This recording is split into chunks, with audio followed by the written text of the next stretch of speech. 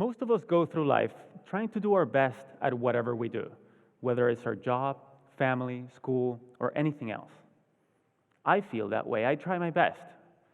But some time ago, I came to the realization that I wasn't getting much better at the things I cared most about, whether it was being a husband, or a friend, or a professional or teammate.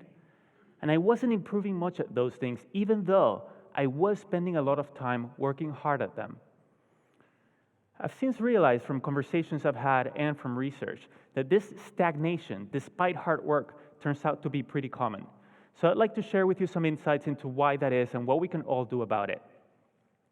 What I've learned is that the most effective people and teams in any domain do something we can all emulate. They go through life deliberately alternating between two zones, the learning zone and the performance zone. The learning zone is when our goal is to improve. Then we do activities designed for improvement, concentrating on what we haven't mastered yet, which means we have to expect to make mistakes, knowing that we will learn from them. That is very different from what we do when we're in our performance zone, which is when our goal is to do something as best as we can, to execute.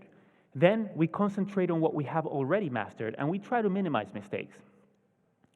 Both of these zones should be part of our lives, but being clear about when we want to be in each of them, with what goal, focus, and expectations, helps us better perform and better improve. The performance zone maximizes our immediate performance, while the learning zone maximizes our growth and our future performance. The reason many of us don't improve much, despite our hard work, is that we tend to spend almost all of our time in the performance zone. This hinders our growth, and ironically, over the long term, also our performance. So what does the learning zone look like? Take Demosthenes, a political leader and the greatest orator and lawyer in ancient Greece. To become great, he didn't spend all his time just being an orator or a lawyer, which would be his performance zone, but instead he did activities designed for improvement. Of course, he studied a lot. He studied law and philosophy with guidance from mentors, but he also realized that being a lawyer involved persuading other people, so he also studied great speeches and acting. To get rid of an odd habit he had of involuntarily lifting his shoulder, he practiced his speeches in front of a mirror, and he suspended a sword from the ceiling so that if he raised his shoulder, it would hurt. To speak more clearly despite a lisp, he went through his speeches with stones in his mouth. He built an underground room where he could practice without interruptions and not disturb other people. And since courts at the time were very noisy, he also practiced by the ocean, projecting his voice above the roar of the waves. His activities in the learning zone were very different from his activities in court, his performance zone. In the learning zone, he did what Dr. Anders Ericsson calls deliberate practice. This involves breaking down abilities into component skills, being clear about what sub-skill we're working to improve, like keeping our shoulders down, giving full concentration to a high level of challenge outside our comfort zone, just beyond what we can currently do, using frequent feedback with repetition and adjustments, and ideally engaging the guidance of a skilled coach, because activities designed for improvement are domain-specific, and great teachers and coaches know what those activities are and can also give us expert feedback. It is this type of practice in the learning zone which leads to substantial improvement, not just time on task, performing. For example, research shows that after the first couple of years working in a profession, performance usually plateaus. This has been shown to be true in teaching, general medicine, nursing, and other fields. And it happens because once we think we've become good enough, adequate, then we stop spending time in the learning zone. We focus all our time on just doing our job, performing, which turns out not to be a great way to improve. But the people who continue to spend time in the learning zone do continue to always improve. The best salespeople, at least once a week, do activities with the goal of improvement. They read to extend their knowledge, consult with colleagues or domain experts, try out new strategies, solicit feedback, and reflect. The best chess players spend a lot of time not playing games of chess, which would be their performance zone, but trying to predict the moves grandmasters made and analyzing them. Each of us has probably spent many hours typing on a computer without getting faster. But if we spend 10 to 20 minutes each day fully concentrated on typing 10 to 20% faster than our current reliable speed, we would get faster, especially if we also identify what mistakes we're making and practice typing those words. That's deliberate practice. In what other parts of our lives, perhaps that we care more about, are we working hard but not improving much because we're always in the performance zone? Now, this is not to say that the performance zone has no value. It very much does. When I needed knee surgery, I didn't tell the surgeon, poke around in there and focus on what you don't know. We'll learn from your mistakes. I looked for a surgeon who I thought would do a good job, and I wanted her to do a good job. Being in the performance zone allows us to get things done as best as we can. It can also be motivating, and it provides us with information to identify what to focus on next when we go back to the learning zone. So the way to high performance is to alternate between the learning zone and the performance zone, purposefully building our skills in the learning zone, then applying those skills in the performance zone. When Beyoncé is on tour, during the concert, she's in her performance zone. But every night when she gets back to the hotel room, she goes right back into her learning zone. She watches a video of the show that just ended. She identifies opportunities for improvement for herself, her dancers, and her camera staff. And the next morning, everyone receives pages of notes with what to adjust, which they then work on during the day before the next performance.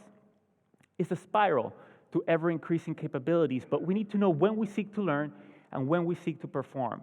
And while we want to spend time doing both, the more time we spend in the learning zone, the more we'll improve.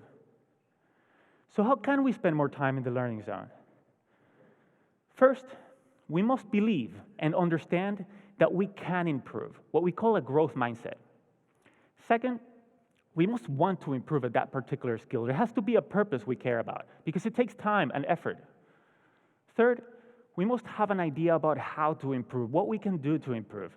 Not how I used to practice the guitar as a teenager, performing songs over and over again, but doing deliberate practice. And fourth, we must be in a low-stakes situation.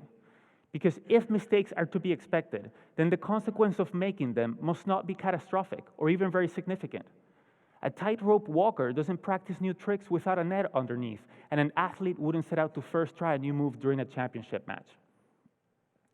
One reason that in our lives we spend so much time in the performance zone is that our environments often are unnecessarily high stakes. We create social risks for one another, even in schools which are supposed to be all about learning, and I'm not talking about standardized tests. I mean that every minute of every day, many students in elementary schools through colleges feel that if they make a mistake, others will think less of them. No wonder they're always stressed out and not taking the risks necessary for learning. But they learn that mistakes are undesirable inadvertently when teachers or parents are eager to hear just correct answers and reject mistakes rather than welcome and examine them to learn from them, or when we look for narrow responses rather than encourage more exploratory thinking that we can all learn from. When all homework or student work has a number or a letter on it and counts toward a final grade, rather than being used for practice, mistakes, feedback, and revision, we send the message that school is a performance zone. The same is true in our workplaces.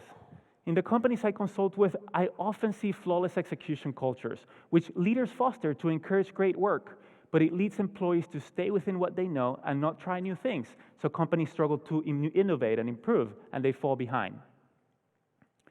We can create more spaces for growth by starting conversations with one another about when we want to be in each zone.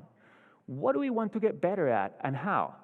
And when do we want to execute and minimize mistakes? That way we gain clarity about what success is, when, and how to best support one another. But what if we find ourselves in a chronic high-stakes setting and we feel we can't start those conversations yet? Then here are 3 things we can still do as individuals. First, we can create low-stakes islands in an otherwise high-stakes sea. These are spaces where mistakes have little consequence. For example, we might find a mentor or a trusted colleague with whom we can exchange ideas or have vulnerable conversations or even role play. Or we can ask for feedback-oriented meetings as projects progress. Or we can set aside time to read or watch videos or take online courses. Those are just some examples. Second, we can execute and perform as we're expected, but then reflect on what we could do better next time, like Beyoncé does, and we can observe and emulate experts. The observation, reflection, and adjustment is a learning zone. And finally, we can lead and lower the stakes for others by sharing what we want to get better at, by asking questions about what we don't know, by soliciting feedback, and by sharing our mistakes and what we've learned from them so that others can feel safe to do the same. Real confidence is about modeling ongoing learning. What if, instead of spending our lives doing, performing, we spent more time exploring, asking, listening, experimenting, reflecting, striving, and becoming? What if we each always had something we were working to improve? What if we created more low-stakes islands and waters?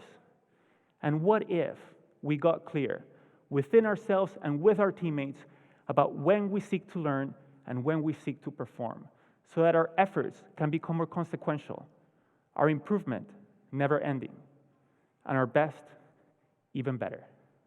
Thank you.